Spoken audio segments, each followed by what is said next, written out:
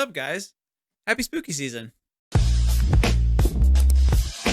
What's up, guys? I hope you're having a great spooky season so far. Today we're going to be going over 5 tips for the new Artstudio Pro. Now, most of these tips for Artstudio Pro are features that have been there most of the time, but due to the recent UI changes, they have either moved or they might look a little different than they did before. And in my last video, there were quite a few comments asking where certain objects were or where certain features were that were there before. They might not be there now, that sort of thing. So today, I hope that these 5 things will clear up a lot of those questions. So the first item that we're going to be going over is actually probably one of the easiest ones to solve. In my last video, I got a couple questions asking about eraser selection and how they used to be able to select a brush head as an eraser. And thankfully, that's pretty much the same option. Maybe some menu items have just switched around and that's why it might look different now, but rest assured that that is exactly the same. So all you have to do is go into your eraser tool up at the top here. You're in your eraser tool now, and all you have to do is click in the top right here where your brush selection is, and you can see inside of the menus, all of your brushes are actually the same as they are in the normal brush menu. Your brushes can still be used as erasers, and this is all totally fine. Even the brushes that you've imported can also be used as erasers, like my dry media brushes down here. They totally work. Totally fine. These are selectable as erasers. Same with my Giuliano brushes right here, my real pencil index. They all work just fine as erasers. By the way, these Giuliano brushes are fantastic. I might be doing a review of these in the future. But until then, I highly recommend these brushes. I'll leave a link in the description below. The Giuliano brushes are really, really awesome. But yeah, that's about it for eraser selection. Super, super simple stuff. All right, now we're on to number 2. So the second item on our list, where are my smoothing options? In my last video, I got a couple questions also asking about smoothing options. Smoothing options were a big part of my last video where I was talking about the various different ways that Artstudio implements them and how I believe that they are pretty much superior to all other apps in the App Store in terms of their smoothing options. And I noticed that there were quite a few comments below the video asking about where the heck are my smoothing options. I can't find them in my menus. And they're in kind of a weird place, but once you learn where they are, it kind of becomes second nature. So in this little brush and opacity slider on the left, you will find that there are 3 dots underneath those sliders. If you click on those dots right there, you see you get a bunch of tool options available to you. Your drawing mode, your selection settings, your smoothing, and your symmetry settings. So your smoothing settings are right in the center of this menu. And just a little side tip for any future questions about this. Anytime you want a specific tool option, when you select that tool, the options will be in those 3 dots underneath the sliders on the left. That is a UI change for Artstudio, and it kind of becomes second nature once again when you get used to doing it for a while. Your smoothing options are all right here. You can turn them completely off. You can have them be specific to the brush, or you can set a global setting. I typically leave them on brush, so the settings can stay different between what tool you're using. You can also choose between live spring, spring, and rope. And I went over this in my last video. Live spring, spring, and rope are all very specific to what needs you have for a smoothing tool, and honestly, what just feels most comfortable to you.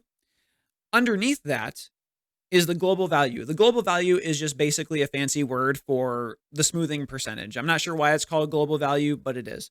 When you click on it, you get a slider right here where you can slide up to 100%. For some reason, the very top is 50, but just pretend that's 100. That's basically the same thing. You could type in your values as well, do anything like that, and you're good to go. And that sets your smoothing, and you get everything all right there. All right, onto item number 3. Now we're going to talk about the Symmetry Tool, which is located directly underneath your smoothing options inside of your tool menu. The symmetry is as simple as toggling a switch on and off, and that's really about it. It's in kind of a weird spot because, once again, it's in a menu that not everybody might know about on first glance, but really it's very, very simple to use. It's literally an on and off switch. You can set horizontal or vertical, and that's really about it. The Symmetry Tool is super simple, but also super useful. All right, item number 4. We're going to be talking about selecting custom stamps for your brushes. Now, when you want to select a custom stamp for your brush, It's super simple. Once again, the menu item may have gotten moved around since the last update. So this is just a refresher on doing that. You open up your brush selection menu, click on the brush you want to edit, go to the stamp option, which is the third item down on the list. Click on that and click on image right here. And when you click on image, you see there will be a bunch of default images that are set up for you to click on, use as you please, and your brush pattern changes accordingly. And these are all of the default ones that come with Artstudio. So if you don't want to make your own images just yet and want to experiment around and see what you can do with these, which is a lot, these are right at your fingertips. And finally, we are on item number 5. Let's say you wanted to utilize the stamp features that come within the brush engine of Artstudio, but you wanted to customize them a little further than the default images that they offer to you. Well, luckily, you can do that with custom stamps, and I'll show you how to make those right now.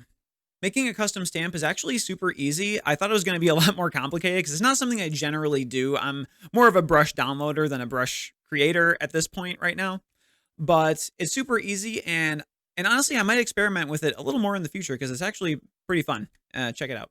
So let's say my little Jason and camp counselor character here were something that for some reason or another, I wanted to create this entire canvas and make it into a brush. I don't know why I would do that, but let's just say I want to for the fun of it. It's super easy. Go to File, go to Add Preset, go to Add Brush Stamp, and then nothing happens.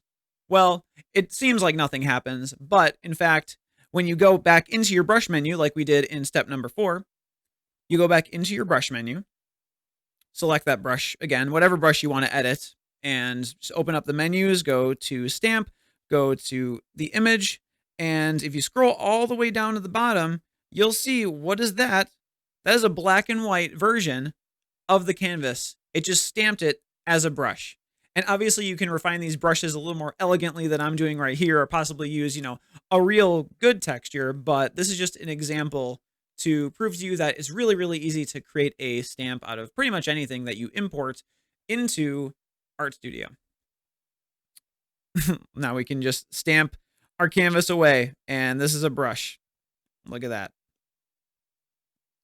All right, fun times. That's great. But guys, thank you so much for watching this video. I hope these tips were helpful today, whether you're a veteran to Artstudio or someone who just picked up the program today. It's a really fun app, and it's just a joy to draw in. If you have any more things you'd like to know about Artstudio, feel free to leave a comment in the section below, and I'll be happy to answer any of your questions, either in a reply comment or in a future video. And if you'd like to support me further, I also have a link to my Patreon in the description below where you can support me and also get a few goodies, such as stickers and artwork that I don't share anywhere else online.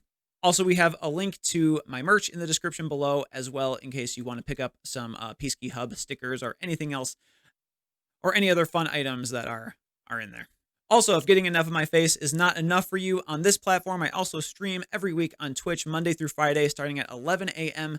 Pacific time. So catch me there and have a ball with me while I am drawing or possibly playing some games. Thank you so much once again for watching this video, and I will see you in the next one. Peace. Happy Halloween!